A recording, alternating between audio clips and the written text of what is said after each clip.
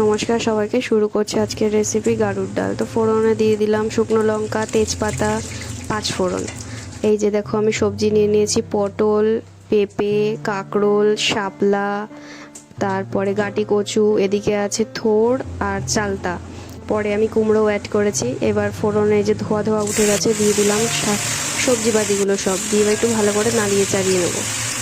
একটু ভালোভাবে ভাজা ভাজা করতে হবে। এদিকে দেখো 4 রকমের ডাল আছে, ছোলার ডাল, মটর ডাল, আর হচ্ছে গিয়ে বিউলির ডাল আছে, আর মুগের ডাল আছে।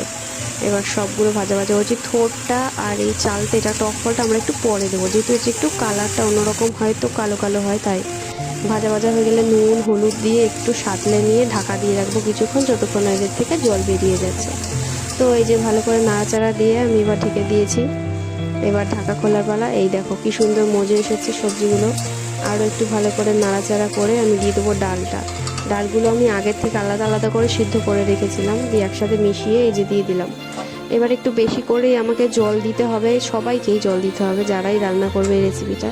তো ভালো করে জল দিলে কি হবে, এটা ফোটাতে হবে। যত ভালোভাবে ফুটবে সবজির টেস্টটা আর ডালের ফ্লেভারগুলো সব একসঙ্গে মিক্স হয়ে অন্যরকম একটা টেস্ট তৈরি হবে।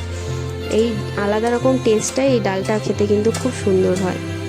আমি আগের থেকে অনেক পছন্দ করতাম, কিন্তু আমি রেসিপিটা জানতাম না, অনেক খুঁজে এটা বের করেছি। দেখো দিয়ে দিলাম নারকেল কোড়া আর চিনি আর ঘিটা একটু বেশি পড়ে গেছে। তো সব দিয়ে মিশিয়ে নিলে তৈরি আমাদের গাড়ুর ডাল। তো খেতে কিন্তু দুর্দান্ত হয়, সবাই ট্রাই করো। টাটা।